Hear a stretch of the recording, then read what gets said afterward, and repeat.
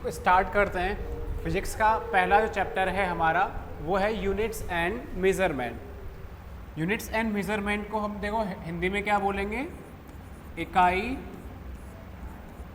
एवं मापन।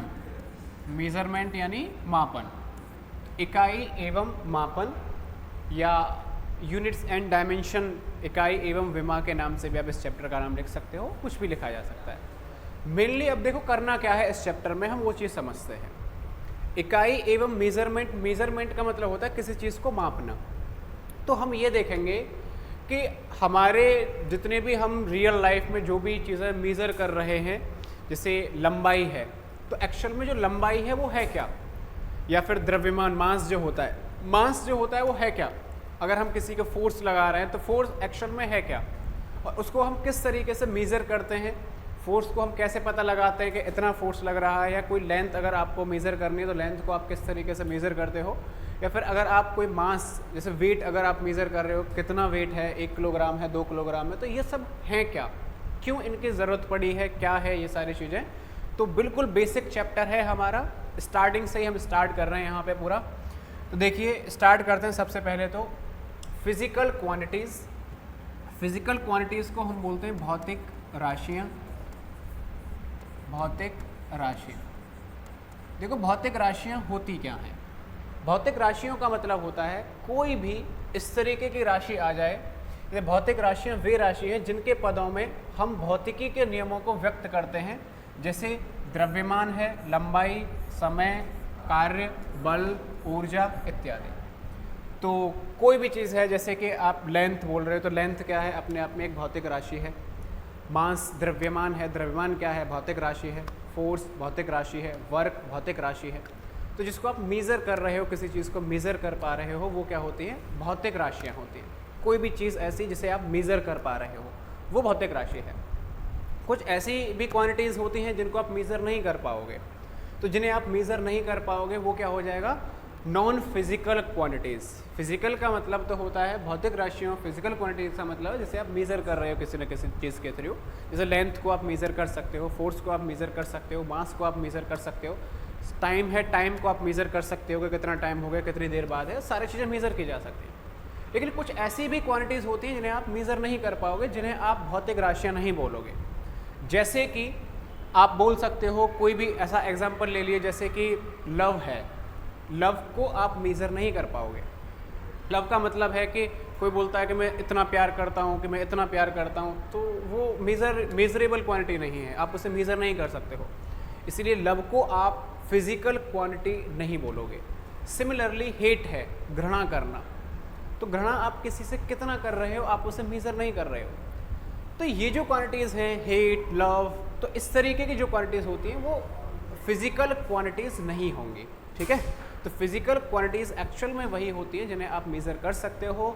एग्जांपल्स यहाँ लिख ही रखे हैं, वेट हो गया, हाइट हो गया, लेंथ है, प्रेशर है, टाइम है, टेम्परेचर है, इन सब को आप मेज़र कर लोगे, यानी कि ये फिज़िकल क्वांटिटीज़ हो जाएंगे भाई, इस तरीके से हैं। अच्छा, ये जो भी क्वांटिटीज़ होती हैं फिजिक्स में, जैसे द्रव्यमान, लंबाई, समय, कार्य, बल, ऊर्जा, इन सभी के जो नेम हैं वो आपको इंग्लिश में पता होना चाहिए, सब बच्चों को पता होना चाहिए। जैसे द्रव्यमान है, द्रव्यमान को हम क्या बोलते हैं भाई, मास।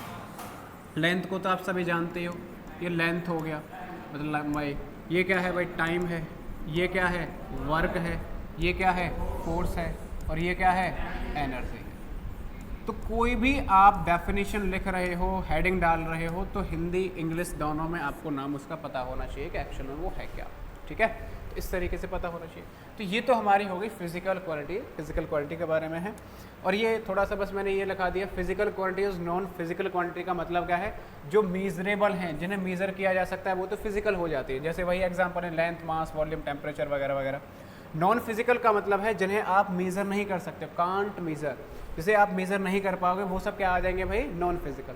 जैसे कि आ जाएगा लव है, हेटर, मतलब कितना हेट कर रहे हो आप, लाइक है कि मैं पसंद करता हूँ, कितना पसंद करते हो किसी को ही नहीं पता है ना, उसे मेज़र किया जा सकता है ना। अगर ऐसी जो है मशीन आ गई कि भाई कोई किसी को कितना प्यार कर रहा है या कोई किसी को कितना ग्रहण कर रहा है, तो फिर तो डिवोर्स वगैरह होना बंद ही हो जाएंगे दुनिया के अंदर, है ना।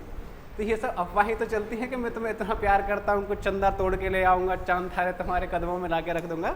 तो ये सब कोई कितना फेंक रहा है आप कैसे पता लगाओगे, वो झूठ बोल रहा है सच बोल रहा है? तो ऐसी कोई मशीन आ जाए कि पता चल जाए कि वो तुमसे कितना प्यार करता है या वो तुमसे कितना घृणा करता है, हेट करता है, देन फिर तो जो है काम बन जाए, है ना, बहुत अच्छा हो जाए फिर तो, है ना, लाइफ के अंदर। कोई ये जो वर्ड होते हैं कि धोखा देना या ये जो है डिवोर्स वगैरह, है ना, ये ब्रेकअप वगैरह, ये सब वर्ड तो फिर दुनिया से ख़त्म ही हो जाएंगे ना, क्योंकि अगर मीज़र पहले ही कर लिया जाए देन सब कुछ ओके चलेगा। ठीक है, आगे करते हैं। नेक्स्ट है फिजिकल क्वांटिटीज़। जो फिजिकल क्वांटिटीज़ हैं, भौतिक राशियाँ जो होती हैं, वो दो तरीके की होती हैं। कितनी तरीके की होती हैं? दो। अब वो दोनों तरीके की कौन कौन सी होती हैं? एक है फंडामेंटल क्वांटिटी और एक है डेराइव्ड क्वांटिटी। यानी कि इनको हम बोलते हैं मूल राशियाँ। फंडामेंटल क्वांटिटीज़ को क्या बोलते हैं? मूल राशियाँ। और डेराइव्ड को हम बोलते हैं व्युत्पन्न राशियाँ। दो तरीके की राशि हैं, व्युत्पन्न राशियाँ या फिर मूल राशियाँ। और फिजिकल को हम बोलते ही, ये मैं पहले लिखा चुका हूँ, ये भौतिक राशियाँ। ध्यान से समझो भाई, ये दो तरीके की राशियाँ कौन सी हैं, ये क्वांटिटीज़ कौन सी हैं? फंडामेंटल किसको बोलोगे या डिराइव्ड आप किसको बोलोगे? फंडामेंटल का मतलब होता है ऐसी क्वांटिटीज़ जो किसी दूसरे पे डिपेंड नहीं करती हैं, जो खुद स्वतंत्र हैं, इंडिपेंडेंट हैं, जिसे किसी दूसरे से कोई लेना देना नहीं होता है, उन क्वांटिटीज़ को आप बोलोगे फंडामेंटल क्वांटिटीज़। और पूरी फिजिक्स के अंदर चाहे आप 11th में पढ़ रहे हो, चाहे 12th में पढ़ रहे हो, चाहे BSc कर लेना, MSc कर लेना, PhD कर लेना, कुछ भी कर लेना, पूरी फिजिक्स के अंदर जो फंडामेंटल क्वांटिटीज़ हैं पूरी फिजिक्स के अंदर, वो हैं 7। कितनी क्वांटिटीज़ होती हैं? 7। तो 7 फंडामेंटल क्वांटिटीज़ होती हैं हमारी। उन 7 फंडामेंटल क्वांटिटीज़ को अगर छोड़ दिया जाए तो बाकी की जितनी भी हैं क्वांटिटीज़, वो सब के सब कौन सी हो जाती हैं? डिराइव्ड क्वांटिटीज़ हो जाती हैं, व्युत्पन्न राशियाँ हो जाती हैं। नाम से क्लियर हो रहा है डिराइव्ड या व्युत्पन्न। व्युत्पन्न का मतलब है किसी दूसरे से उत्पन्न होने वाला, डिराइव्ड यानी किसी दूसरे से बनने वाला। तो किसी न किसी, डिराइव्ड का मतलब किसी न किसी दूसरी क्वांटिटी पे वो डिपेंड होंगी। और किस पे डिपेंड होंगी? फंडामेंटल पे। तो ऐसी क्वांटिटीज़ जो इंडिपेंडेंट हैं, किसी दूसरे पर डिपेंड नहीं करती हैं, वो तो हमारी मूल राशियाँ हो गई। और ऐसी राशियाँ कौन सी होती हैं? 7 होती हैं।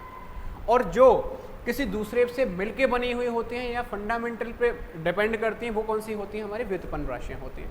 इनको अभी मैं डेफिनेशन आगे लिखाऊंगा। तो मूल राशियाँ यानी कि आप यहाँ लिख सकते हो इंडिपेंडेंट हैं। ये कैसी हैं? इंडिपेंडेंट। इंडिपेंडेंट का मतलब समझते ही हो, स्वतंत्र है। और ये क्या होती हैं भाई? डिपेंडेंट हैं, डिपेंडेंट होती हैं। और किस पे डिपेंड होंगी ये? बिल्कुल फंडामेंटल क्वांटिटीज़ पे ये डिपेंड हो रही होंगी। तो ये डिपेंडेंट है, ये इंडिपेंडेंट है और ये डिपेंडेंट है। ये कितनी होती है? 7। और ये 7 को छोड़ के बाकी की जितनी भी बची हुई होती हैं वो होती है। तो 7 हमारी मेनली फंडामेंटल क्वांटिटीज़ मिलती हैं। देखो डेफिनेशन है फंडामेंटल क्वांटिटीज़। फंडामेंटल क्वांटिटीज़ बोले तो मूल राशियाँ, वे भौतिक राशियाँ जो अन्य किसी राशि पर निर्भर नहीं करती हैं, किसी पर डिपेंड नहीं करेंगे, मूल राशियाँ कहलाते हैं। वही चीज़ इंग्लिश में भी लिखी हुई है, the physical quantities this does not depend on any other quantities. किसी पर डिपेंड नहीं कर रही है, वो क्या हो जाएगी हमारी भाई? फंडामेंटल क्वांटिटीज़ हो जाएंगी, मूल राशियाँ हो जाती हैं। एग्जाम्पल आप जो है लिख ही सकते हो। एग्जाम्पल वैसे तो आगे हमने लिखाए ही हैं। ये 7 होती हैं। कितनी होती हैं? 7 होती हैं। 7 में मैं कुछ एग्जाम्पल लिखा देता हूँ। लेंथ है, मास है, टाइम है, करंट है, इलेक्ट्रिक करंट पूरा लिख लो तो ज़्यादा बेटर है, इलेक्ट्रिक करंट है, एट्सेट्रा। ठीक है, कुछ और भी हैं जो अभी हम देखने वाले हैं। तो ये सभी हैं हमारी, कौन कौन सी हैं? मूल राशियाँ हैं, फंडामेंटल क्वांटिटीज़ होती हैं। अब देखो ये 7 हैं कौन कौन सी, वो यहाँ पे आप देख पा रहे होंगे। पहली जो क्वांटिटी आपको नज़र आ रही है वो कौन सी है? लेंथ। दूसरी है मास, टाइम, थर्मोडायनामिक टेम्परेचर या खाली आप टेम्परेचर लिख सकते हो, amount of substance, electric current और ल्यूमिनस इंटेंसिटी। इनके नाम में हिंदी में भी लिख देता हूँ। इसको हम बोलते हैं लंबाई। ये क्या है भाई? द्रव्यमान। ये क्या है? समय। इसको आप तापमान लिख लो सीधा सीधा, ताप या तापमान। ये क्या होगा भाई, पदार्थ की मात्रा, पदार्थ की मात्रा, अमाउंट ऑफ सब्सटेंस जो होता है। इलेक्ट्रिक करंट जानते हो भाई, विद्युत धारा, विद्युत धारा, ल्यूमिनस इंटेंसिटी, इसको जो होते हैं ज्योति तीव्रता, कौन सी तीव्रता, ज्योति तीव्रता, ल्यूमिनस इंटेंसिटी। ये 7 हमारी फंडामेंटल क्वांटिटीज़ हैं, जिनमें से आपने देखो किस किस के बारे में नाम सुना है वो मैं आपको बता देता हूँ, जिसके बारे में नाम सुना होगा आपने। लेंथ को आप सब जानते ही हो, मास का आपने नाम बहुत अच्छे से सुना होगा, टाइम तो खैर डेली न जाने कितनी बार है ना आप नाम लेते हो टाइम, तापमान बहुत अच्छे से जानते हो, टेम्परेचर है। आपने पदार्थ की मात्रा का शायद अभी तक आपने नाम नहीं सुना है, पदार्थ की मात्रा, अमाउंट ऑफ सब्सटेंस क्या होता है। इलेक्ट्रिक करंट आप 10th में अच्छे से सुन के ही आए हो, क्या होता है ये भी जानते होंगे। और ल्यूमिनस इंटेंसिटी यानी ज्योति तीव्रता के बारे में भी आप जो है नहीं सुने हो। यानी 2 चीज़ें ऐसी हैं जिनके बारे में अभी आपने नहीं पढ़ा है, एक पदार्थ की मात्रा है और एक ज्योति तीव्रता है। इनमें से आप पदार्थ की मात्रा जो अमाउंट ऑफ सब्सटेंस होता है, इसे तो आप जो है केमिस्ट्री में जब हम पढ़ेंगे, केमिस्ट्री का जब पहला चैप्टर हम पढ़ेंगे तो पहले चैप्टर में ही ये टर्म हमें मिल जाएगी, पदार्थ की मात्रा या अमाउंट ऑफ सब्सटेंस। केमिस्ट्री में आपको पहले चैप्टर में ही मिल जाएगी ये वाले जो है कि एक्चुअल में होता क्या है। लेकिन जो ज्योति तीव्रता होती है, ल्यूमिनस इंटेंसिटी, ये न तो 11th में कहीं आने वाली है, न 12th में कहीं आने वाली है, ये आगे जब आप जो है पीएचडी वगैरह करते हो किसी फिजिक्स पर्टिकुलर से, तो वहाँ जाके से पढ़ाया जाता है। अभी के टाइम पे ये कहीं पे भी यूज़ नहीं होने वाली है। पहले के टाइम पे क्या कर रखा था, पहले के टाइम पे 7 फंडामेंटल क्वांटिटीज़ थी ही नहीं, बल्कि बुक्स वगैरह में 6 फंडामेंटल क्वांटिटीज़ को पढ़ाया जाता था। उन 6 में ये ल्यूमिनस इंटेंसिटी नहीं था, बाकी की ऊपर वाली जो है वो सब की सब थी। तो ज्योति तीव्रता को छोड़ के पहले 6 को ही पढ़ाया गया था। अब क्या कर दिया है, ये 7वीं जो फंडामेंटल क्वांटिटी है वो ऐड कर दिया है, तो नाम के लिए ऐड कर दिया है, अदरवाइज इसका कोई खास अभी के टाइम पे 11th-12th में कोई यूज़ नहीं होने वाला है। ये 6 ही हैं। इन 6 में से आप 5 पढ़ते हो, एक पदार्थ की मात्रा वो हम केमिस्ट्री में पढ़ ही लेंगे, अभी पहला वाला चैप्टर है वहाँ पे। अच्छा, अब इनके आपको यूनिट्स के बारे में पता होना चाहिए कि इनकी यूनिट्स क्या क्या होती हैं, जितनी भी क्वांटिटीज़ हैं। यूनिट्स यानी मात्रक बोलते हैं यूनिट को तो हम हिंदी में, ये मात्रक है। सिंबल यानी संकेत या प्रतीक, कुछ भी लिख सकते हो, संकेत लिख लीजिए। देखो भाई, लंबाई का क्या होता है भाई, मीटर, लंबाई को आप जो है मीटर में मेज़र करोगे। मास यानी द्रव्यमान को किस में नापोगे, किलोग्राम। टाइम को सेकंड में, टेम्परेचर केल्विन, और अमाउंट ऑफ सब्सटेंस को हम नापते हैं मोल में, मोल, और इसको हम नापते हैं एम्पियर में। और ये कैंडला, हिंदी इंग्लिश में सेम एक ही तरीके से लिखा जाता है, कोई अलग नहीं है कि कैंडला, एम्पियर, मोल, केल्विन, सेकंड, किलोग्राम, मीटर। इनको आप रिप्रेजेंट कैसे करोगे, मीटर को आप सिंपल एम से रिप्रेजेंट कर देते हो, किलोग्राम को केजी बना के, सेकंड को एस से, केल्विन को के से, मोल को MOL लगाते हैं। पूरा वैसे तो MOL ही लिखा जाता है, लेकिन मात्रक अगर लिखोगे मोल, वैसे तो ये हिंदी में तो सेम ही रहता है, ये हिंदी में मोल ही रहेगा, इसको भी आप मोल ही बोलोगे। और इसका जो होता है एम्पियर, एम्पियर को ए से रिप्रेजेंट कर दोगे, कैंडला को किससे करते हैं, सी। ये जो हमारा है ज्योति तीव्रता, इसके ऊपर बस ऐसा क्वेश्चन बन जाता है कि कैंडला किसकी यूनिट है, तो कैंडला किसकी यूनिट है, ल्यूमिनस इंटेंसिटी की है। या फिर ल्यूमिनस इंटेंसिटी का यूनिट क्या होता है, तो क्या होता है, कैंडला होता है। तो इस तरीके का बस एक नंबर में क्वेश्चन पॉसिबल है, अदरवाइज यहाँ पे इसका कोई यूज़ नहीं होने वाला है। तो इस तरीके से कितनी फंडामेंटल क्वांटिटीज हो गई हैं हमारे पास, 7 याद रहेंगे भाई। इन 7 को छोड़ के कोई भी आ जाए, जैसे कि आपने पढ़ा है velocity, displacement, force, work, pressure, power, जितनी भी चीज़ें हैं, अथाह क्वांटिटीज़ हैं फिजिक्स के अंदर, वो सब के सब कौन सी आ जाएंगी, हमारी डेराइव्ड में पहुँच जाएंगे। किस में चले जाएंगे, डेराइव्ड। डेराइव्ड यानी व्युत्पन्न राशियों में चले जाएंगे वो सारे के सारे। क्लियर है। तो ये तो हमारी 7 फंडामेंटल क्वांटिटीज़ हो गई हैं।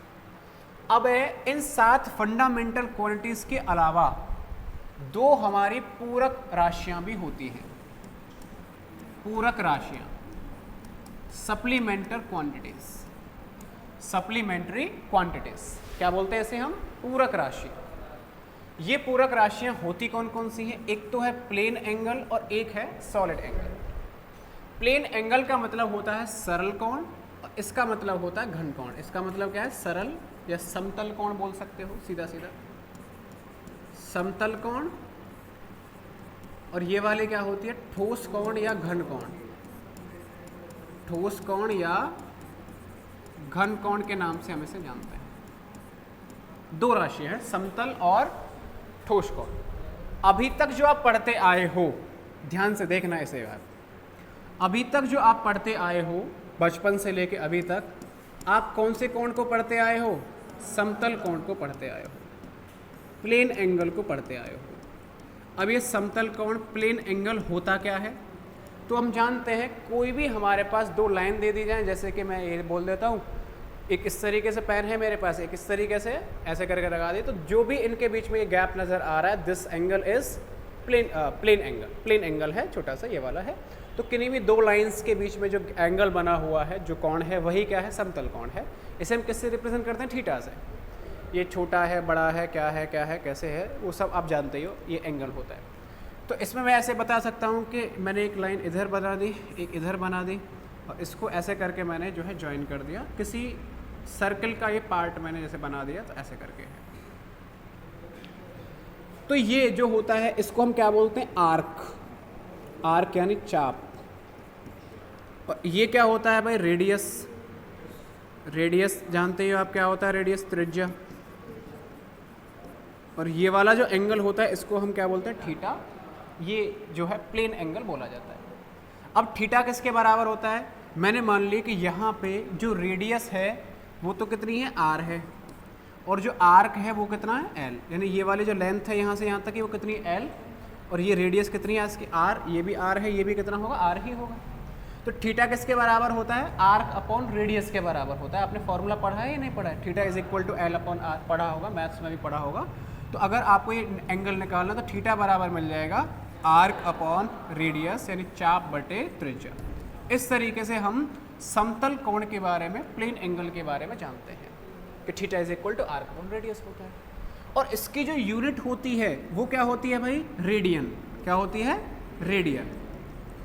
तो रेडियन इसकी यूनिट होती है। तो रेडियन को आप किससे रिप्रेजेंट करते हो? R A D. R A D लगा दोगे, उससे आप जो है इसे रिप्रेजेंट कर दोगे। तो ये तो हो गया हमारा समतल कोण। अब दूसरा वाला कौन सा है हमारा? ठोस कोण है। इसको और देख लेते हैं भाई, ये क्या चीज़ है हमारे पास में? ठोस कोण, सॉलिड एंगल।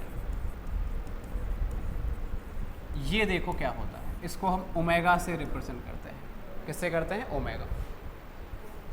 अभी जो हमने पढ़ा है वो केवल दो लाइंस या दो प्लेन्स के बीच में एंगल हुआ करता था। अब ये जो एंगल है ये देखो क्या होता है। आपने देखा होगा बर्थडे कैप जो आता है, बर्थडे वाला जो कैप आता है, देखा है आप सभी ने।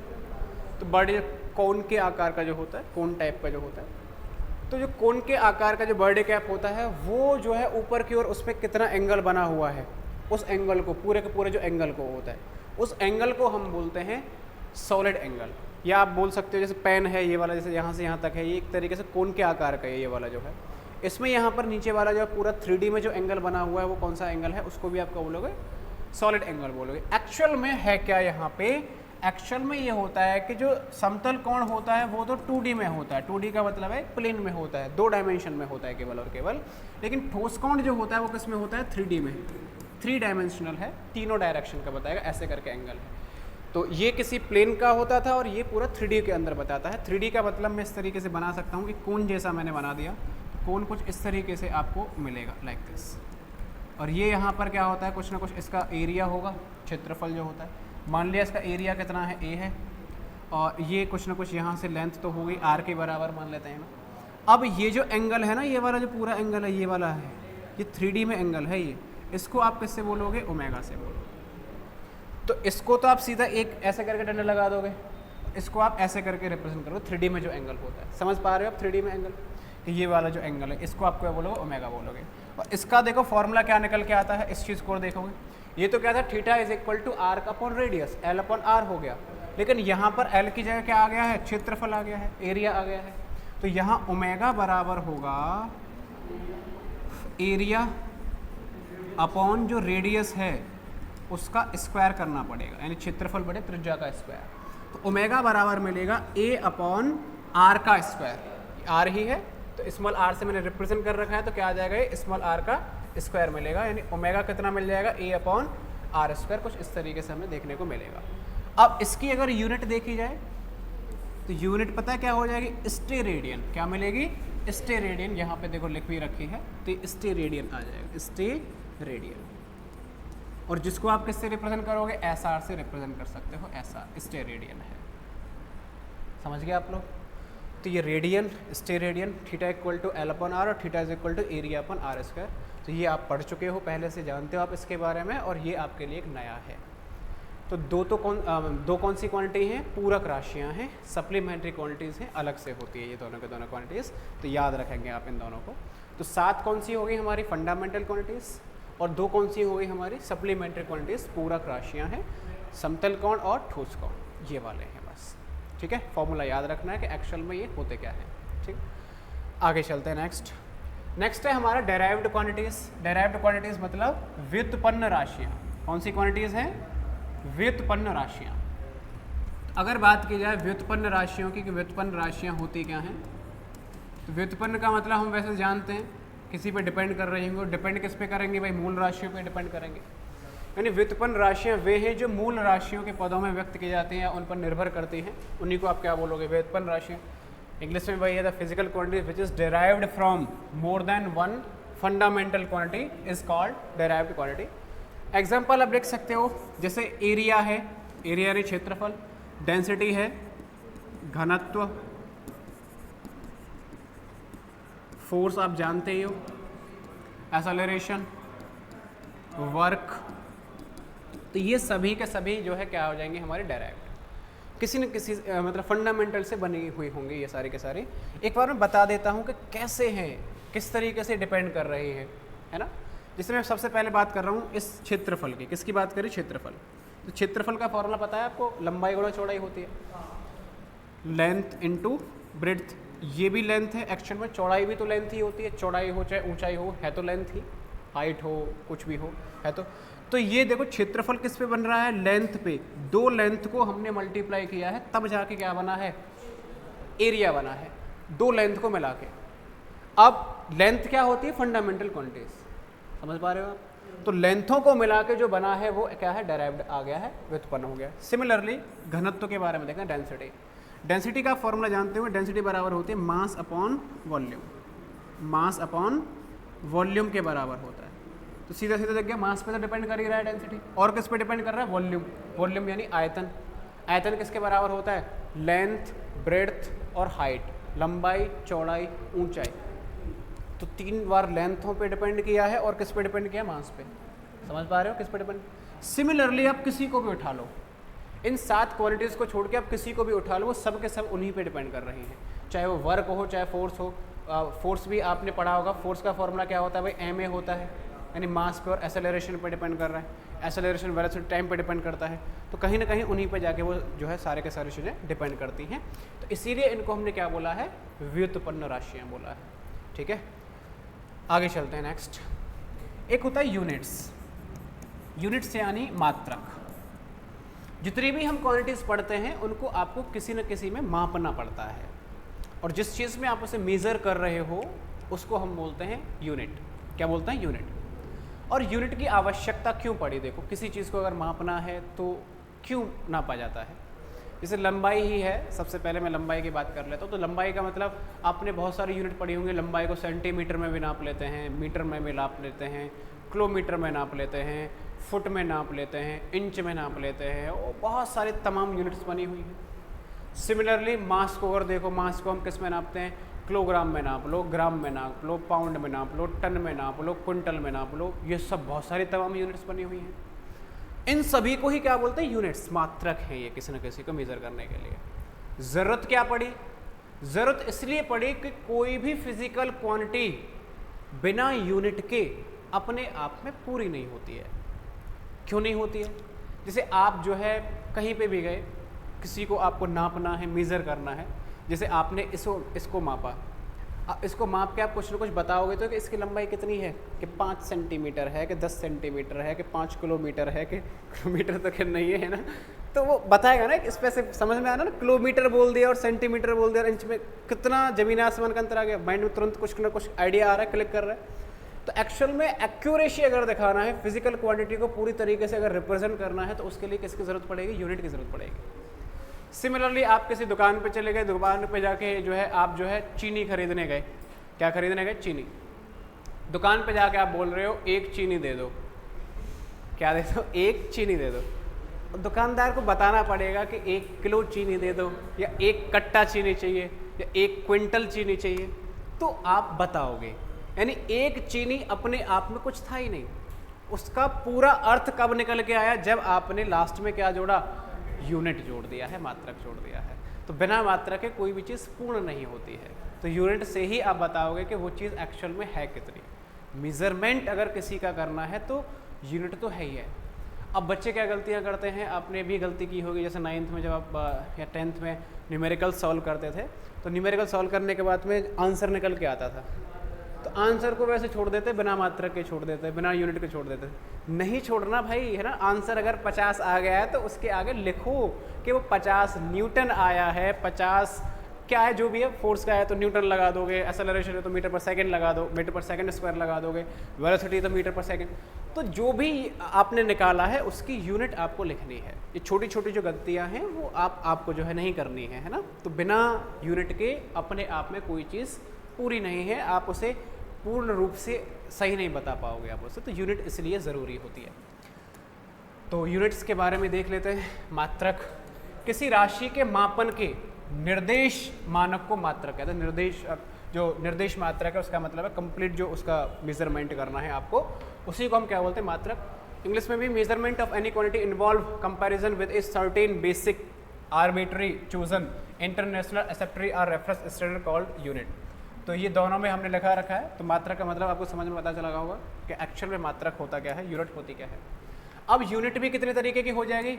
मूल और डेराइव्ड। यानी कि एक हो गई फंडामेंटल यूनिट, इसको क्या बोलोगे? Fundamental unit. और इसको क्या बोल दोगे?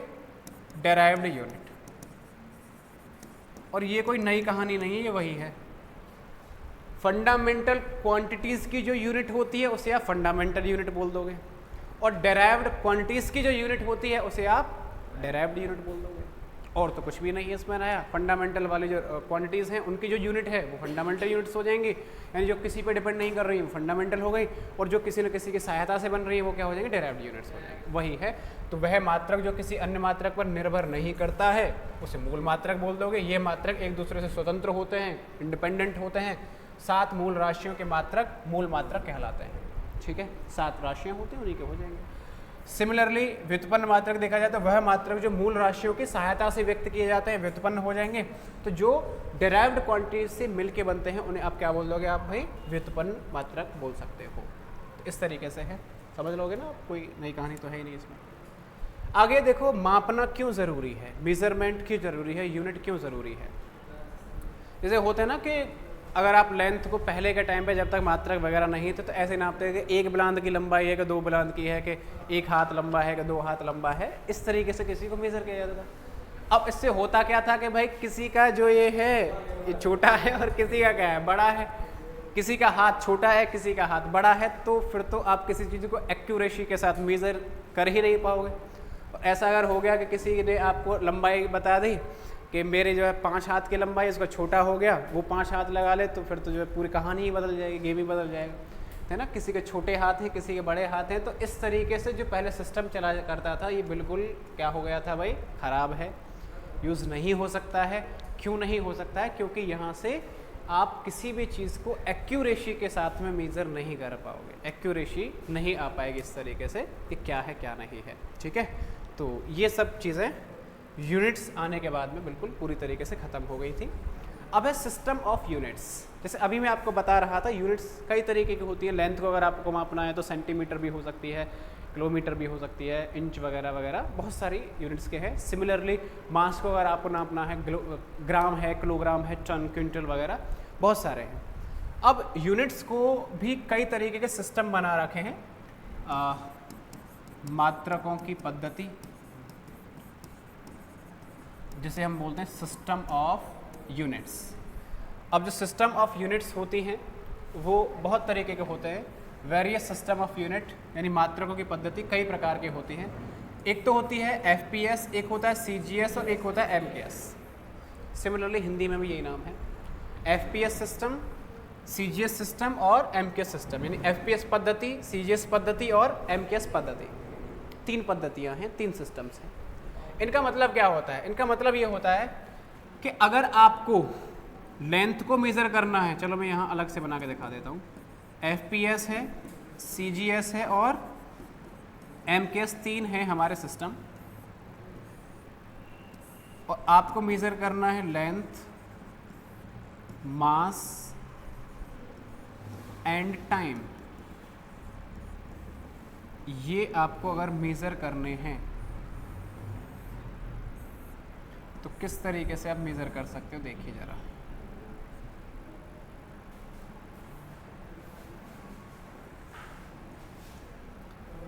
देखो भाई, लेंथ को अगर मेज़र करना है कौन से सिस्टम में? FPS में। F का मतलब होता है फुट। मास को अगर मेज़र करना है तो P का मतलब होता है पाउंड, और टाइम का मतलब होता है सेकंड। क्या होता है? सेकंड। फुट, पाउंड और सेकंड। सिमिलरली CGS का मतलब लेंथ को अगर मेज़र करना है तो क्या हो जाएगा? सेंटीमीटर। ये क्या हो जाएगा? ग्राम। और ये क्या हो जाएगा? सेकंड। इसको अगर मेज़र करना है तो मीटर, किलोग्राम, और ये क्या हो जाएगा भाई? सेकंड। तो समझ रहे हो? FPS, CGS, MKS, 3 पद्धतियां हैं, FPS, CGS और MKS। आपको पता भी चल गया होगा FPS क्या है, CGS क्या है, MKS क्या है। FPS यानी फुट पाउंड सेकंड, CGS यानी सेंटीमीटर ग्राम सेकंड, MKS यानी मीटर किलोग्राम सेकंड। इस तरीके के तीनों आपको याद रखनी है, और आप डायरेक्ट चाहो तो बस इसी को बना लेना, ये अलग से लिखने की कोई आवश्यकता है ही नहीं, पूरा बस यही बना लेना, उसी से आपको काम हो जाएगा कि किसको किस में आपको मेज़र करना है। अब देखो हुआ क्या कि कहीं कहीं पे तो इस सिस्टम को यूज़ किया जा रहा था, किसी देश में तो इसे यूज़ कर रहे थे, किसी देश में इसे यूज़ कर रहे थे, किसी देश में इसे यूज़ कर रहे थे, अलग अलग सिस्टम है। जब इस इंटरनेशनल व्यापार किया गया, इंटरनेशनल जो बिजनेस होते हैं, व्यापार जो लेन देन होता है, नीचे गया, इंटरनेशनल जो बिजनेस किए जाते हैं वो क्या होते हैं भाई? देखो, जैसे आप कोई भी चीज़ लेने गए, खरीदने गए, अब वहाँ पर किसी दूसरे देश में कोई अलग यूनिट यूज़ की जा रही है और हमारे देश में कोई अलग यूनिट यूज़ की जा रही है। तो अलग अलग कंट्री में अगर अलग अलग यूनिट यूज़ की जा रही हैं तो वहाँ पे फिर दिक्कतें होती थी। जैसे हमारे यहाँ पे लेंथ को हम मेज़र कर रहे हैं मीटर के अंदर, किसी दूसरे देश में वो लेंथ को किसी दूसरे यूनिट में मेज़र कर रहे हैं। हमारे यहाँ पे मास में जैसे हम किलोग्राम में मेज़र कर रहे हैं, वहाँ पर वो पाउंड में मेज़र कर रहे हैं, तो वहाँ फिर प्रॉब्लम्स होती थी। इसीलिए हम सभी ने क्या सोचा कि इन तीनों सिस्टम की बजाय कोई एक ऐसा सिस्टम बनाया जाए, कोई एक ऐसा सिस्टम बनाया जाए जिस सिस्टम को दुनिया जानती हो, चाहे आप किसी भी देश में चले जाओ उस देश में उसको जानते ही हो, जिसे हम बोलते हैं इंटरनेशनल सिस्टम ऑफ यूनिट्स। क्या बोलते हैं? International system of unit, SI system जिसे हम शॉर्ट में बोल देते हैं, SI सिस्टम। SI सिस्टम यानी अंतर्राष्ट्रीय मात्रकों की जो पद्धति होती है, अंतर्राष्ट्रीय पद्धति होती है मात्रकों की, ऐसा सिस्टम जैसे हम बोलते हैं। अंतर्राष्ट्रीय का मतलब यही है, इंटरनेशनल बोले तो कहीं पे भी चले जाओ, दुनिया के किसी भी देश में चले जाओ, उस यूनिट का ज्ञान हर देशवासियों को होता ही होता है। और एक्चुअल में ये जो सिस्टम बनाया गया था, जो SI सिस्टम बनाया गया था, वो MKS सिस्टम का ही एक बड़ा रूप होता है। किसका बड़ा रूप होता है? MKS सिस्टम का ही एक बड़ा रूप होता है, जिसको हमने क्या बोला हुआ है? SI सिस्टम बोला हुआ है। तो देखेंगे अभी उसे भी कि वो SI सिस्टम एक्चुअल में होता क्या है, वो देखेंगे। क्योंकि वही है, CGS सिस्टम का मतलब लेंथ को किस में मापोगे? सेंटीमीटर, मास को ग्राम में, और टाइम को किस में नापोगे? सेकंड में नापोगे। ये CGS सिस्टम हो गया। अगला है हमारा MKS सिस्टम, लेंथ को मीटर में, मास को किलोग्राम में, टाइम को किस में नापोगे? सेकंड में नाप लोगे। अगला है हमारा FPS सिस्टम, लेंथ फुट, मास पाउंड, टाइम सेकंड। अच्छा, आप सभी ये तो जानते हो, फुट वगैरह, फुट आप जानते हो अच्छे से, लेंथ के जितने भी मीटर वगैरह आप जानते हो। आप जानते हो पाउंड? पाउंड में किस चीज़ को मेज़र किया जाता है? सुना है कभी पाउंड के बारे में? पहले के टाइम पे पाउंड को खूब ठीक ठाक लेवल पे यूज़ किया जाता था, और इसका ज़्यादातर आज के टाइम पे केवल और केवल 2 जगह पर यूज़ बचा है मेनली, वो भी जो है ख़त्म होता ही गया है, मतलब ख़त्म ही हो गया मानो अब उसको भी। पाउंड को एक तो करते हैं जहाँ पे न्यू बॉर्न बेबी का जो वेट होता है उसको आप जो है पाउंड के अंदर यूज़ करते हो। जैसे हॉस्पिटल में जैसे कोई नया नया बच्चा हुआ है, बच्चा नया ही होता है कह रहे ना, कोई बच्चा हुआ है और उस बच्चे का जो वेट होता है वो जो है किस में मेज़र करके बताते हैं भाई, पाउंड में जो है बताएंगे कि इतने पाउंड का बेबी है। अब पाउंड का बेबी तो ठीक है, अब हम लोग क्या होते थे हमें पता ही नहीं कितने पाउंड में कितने किलोग्राम होते हैं, तो आजकल वो जो है पाउंड के ब्रैकेट में उसे जो है बताते हैं कि इतने किलोग्राम का जो है बेबी हुआ है। और दूसरी जगह जो है किया जाता था कि जो बड़े बड़े जहाँ पे केक वगैरह बनते हैं तो केक का जो मेज़रमेंट किया जाता था वो जो है पाउंड में ही किया जाता था कि इतने पाउंड का केक बनाना है। लेकिन आजकल ये भी जो है चला गया है, अब तो जो है केक हम लेने जाते हैं तो ये बोलते हैं आधा किलो का केक चाहिए कि 2 किलो का चाहिए कि 1 किलो का चाहिए कि 5 किलो का चाहिए। ठीक है, तो पाउंड अब वैसे पूरी तरीके से जो है ये ख़त्म होने वाली यूनिट है भारत से, तो है ना, तो इस तरीके से ये है यूनिट्स हैं बहुत सारी।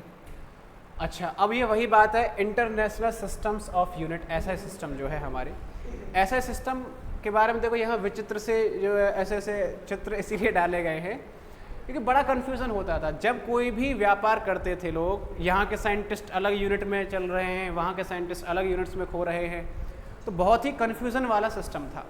और उस कन्फ्यूज़ को दूर करने के लिए, जो कन्फ्यूज़न थी उस दूर करने के लिए अंतर्राष्ट्रीय पद्धति बनाई गई जिसे इंटरनेशनल सिस्टम ऑफ यूनिट कहा जाता है, SI यूनिट कहा जाता है। और SI यूनिट का मतलब समझ रहे हो कौन सी होती हैं? SI यूनिट का मतलब होता है कि जो हमने 7 फंडामेंटल क्वांटिटीज़ पढ़ी हैं वो सब SI यूनिट ही होती हैं, 7 जो फंडामेंटल क्वांटिटी पढ़ी हैं प्लस 2 हमने जो सप्लीमेंट्री क्वांटिटी पढ़ी हैं वो SI यूनिट है। तो 7 फंडामेंटल क्वांटिटीज़ की और 2 सप्लीमेंट्री क्वांटिटीज़ को जो मैंने यूनिट बताई थी, जैसे लेंथ का मीटर है, टाइम का सेकंड है, ये जितनी भी थी वो सभी ही SI यूनिट है। SI यूनिट का मतलब कोई अलग से यहाँ पर नहीं होता है। और यहाँ पर आप इस चीज़ को साफ साफ लिख सकते हो कि जो SI यूनिट है, SI unit is equal to 7 fundamental units plus क्या हो जाएगा भाई, 2 सप्लीमेंट्री यूनिट्स। इस तरीके से होती है। तो 2 ये और 7 ये, यानी कितने हो जाएंगे, 2 और 7 9 यूनिट्स जो हैं वो कौन सी आ जाएंगे हमारे SI यूनिट्स के अंदर आ जाएंगे। बाकी की जो है सब के सब जो है मतलब SI यूनिट का मतलब अगर ये सप्लीमेंट्री और ये पता चलेगी तो बाकी तो डेराइव्ड होती है। डेराइव्ड किस पे डिपेंड करती है, इन्हीं से बनती है वो, तो इन्हीं से फिर जो है काम हो जाता है पूरा का पूरा। ठीक है, तो यही है, आज बस यहीं तक पढ़ते हैं। बाकी अगली क्लास में हम डायमेंशंस स्टार्ट करेंगे। और डायमेंशन जो होता है, विमा वाला जो चैप्टर है वो अपने आप में बहुत ही इंपॉर्टेंट चैप्टर है। मतलब चैप्टर का टॉपिक जो डायमेंशन वाला टॉपिक है, अगला वाला टॉपिक आ रहा है, वो अपने आप में बहुत इंपॉर्टेंट टॉपिक है। और क्योंकि डायमेंशन फिजिक्स में चाहे आप कुछ भी पढ़ो, चाहे 11th का कोई चैप्टर चल रहा हो, 12th का कोई चैप्टर चल रहा हो, तो डायमेंशन निकालना आना ही चाहिए। वहाँ पे सब बच्चों को डायमेंशन आना चाहिए। और डायमेंशन को निकालने के लिए आपने जो 9th में कुछ चीज़ों के बारे में पढ़ा होगा, फोर्स क्या है, वर्क क्या है, प्रेशर क्या है, काइनेटिक एनर्जी गतिज ऊर्जा क्या है, त्वरण क्या है ना, ये सारी चीज़ें जो होती थी वो सभी के फॉर्मूले एक बार आपको घर से पढ़ के आने हैं, क्योंकि फॉर्मूले याद होने चाहिए आपको जो 9th क्लास में आपने फॉर्मूले पढ़े थे। हालांकि वैसे मैं पढ़ाऊंगा, उन फॉर्मूलों को दोबारा से रिपीट करवाऊंगा, लेकिन एक बार रिकॉल करके आ जाओ तो ज़्यादा बेटर रहेगा। ठीक है, आज के लिए इतना ही, बाकी कल करेंगे।